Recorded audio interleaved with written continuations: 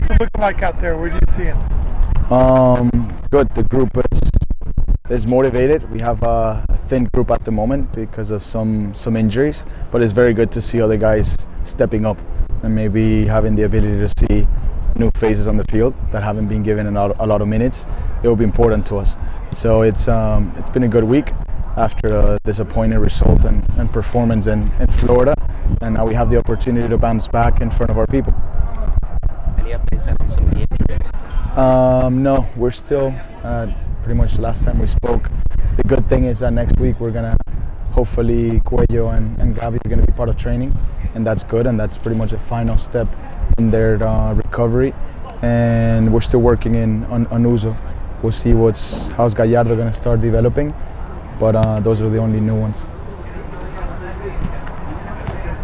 When you see him out there and you see him working around, what are the key things you're looking for when they're practicing? For this week, we have focused a lot on the things that we need to improve, but also on the things that we're doing well, and also finding the ability to make sure that we can measure progress where it is needed. And we've been working a lot on the final third and being able to sustain possession in the opponent's half, but with being very dynamic with movements and aggressive runs and playing balls behind the opposition's back line. So that's something that we want to look for in the game on Saturday, especially playing at home. And the guys have responded very well to that. So little by little, I see the group keeps growing. I obviously, like I said before, disappointed about the result last week, but this group is very strong mentally. They understand the responsibility that we have, and I'm looking forward to see how they're going to bounce back. Home crowd. It's got to be a motivator for everybody. Oh, absolutely. We always say it, right? Our motivation comes from within. Our motivation comes from who we represent, the organization that we represent, the supporters, and that's the most important thing to us.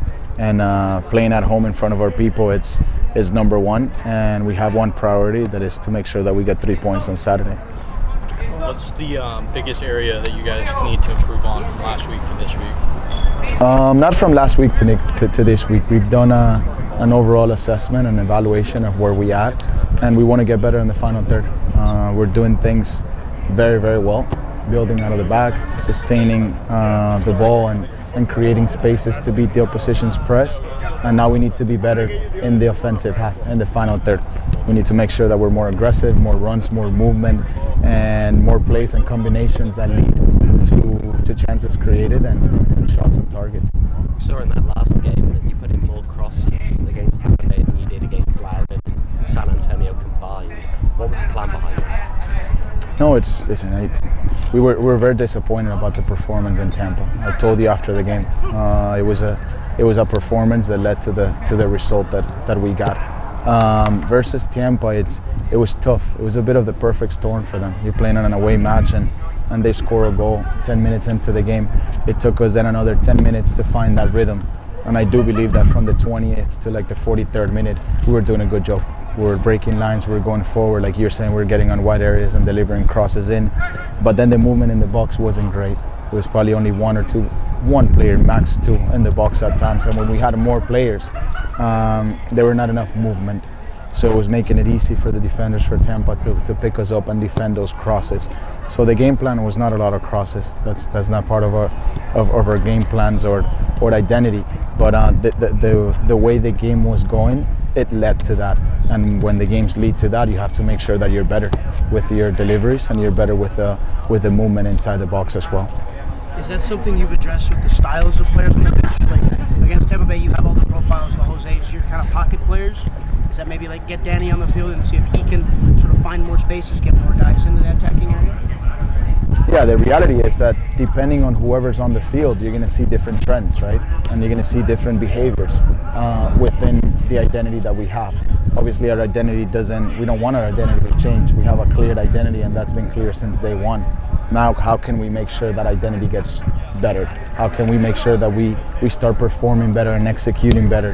And this is why days like today, like you guys saw, that we worked a lot on sustaining possession in the opponent's half and movements and numbers in the box from the opposition box, and making sure that we can finish plays.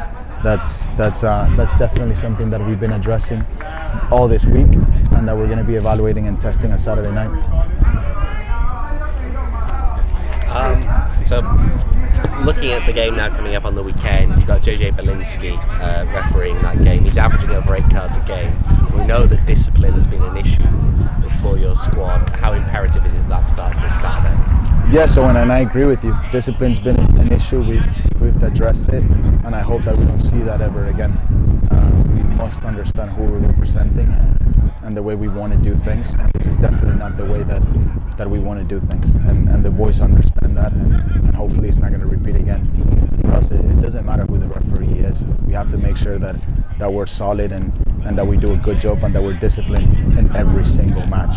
So yes, according to this referee, for us it doesn't make a difference. We just have to make sure that we're disciplined and that we follow the game plan and that we don't get unnecessary yellow cards or red cards. We want to finish the game with 11 men, and we have to make sure that we put together a strong performance that leads to a good result at home. Looking at Hartford, they've got one of the worst defensive records in the league. Where do you think it's been going wrong for them? I don't know. I don't know what's been going wrong for them. We focus a lot on us. We understand their strength. We understand their weaknesses. We know where are the spaces that we can attack. I think I'm very open and allow you guys a lot of space and give you guys a lot of transparency to how we work. And I think what you saw today sums up and explains a lot the areas that we want to exploit them. So we'll see this Saturday if we're going to be able to exploit it in those areas. Obviously, every team understands where they're strong and where they're not, and I'm pretty sure that they're also working and getting better at in those phases of the game in those areas. For us, the important thing is one of the hardest things in this sport is we're so focused on making sure that we can give back, that we can give back to our people, that we can make sure that we grab good results that put the organization where it has to be. And when performances like last week lead to the results that we got, it's tough. It's tough because you disappoint people, and that's the last thing that these guys want to do as players, and that's the last thing I want to do as a coach or the staff wants to do. Now the important thing of this is how do we bounce back from adversity and a challenging week, because we've been challenging the guys a lot, and this is going to be interesting. It's going to be interesting how the guys step up. I want to see how they bounce back, and I'm looking forward to a very strong performance in front of our people that hopefully can leave that performance in Tampa behind. We can move forward, and like I said, then after that it's going to be Hartford, Orange County, and then Vegas. So it's going to be an important month for us. What do you say to the team? Like, what was the first thing you said after the Tampa result? That this game didn't reflect who we are. This team, that it was not good enough. That we have to be better. That we must reflect and understand that performances like this one, from the technical, tactical, and the disciplinary aspect, cannot ever repeat. We can understand that in the business that we are, sometimes you're going to win, sometimes you're going to lose, other times you're going to tie it, and that's normal. But we have to make sure that we're consistent and that our bar never drops below a certain standard that we put. And that last game didn't reflect that standard, and this is something that I take very, very personal, and I can promise you and guarantee you that bar and that standard is not going to drop again. We saw in the pre-season both Fede and Daniel taking set pieces. Since the season started, it's pretty much been Daniel taking them. So what's the thinking behind that? I think Daniel's probably the best set piece taker we have. It is true that, sometimes he hasn't been accurate in this past games. But when you see the technique, the power, and how good and clean he connects with the ball in set pieces, it's important to us. I don't just see it. I've spoken to 3 or 4 different coaches in the league, and they have all told me, oh my God, when we've seen this kid hitting those set pieces, he hits them very well. We need to keep working and making sure that it gets better.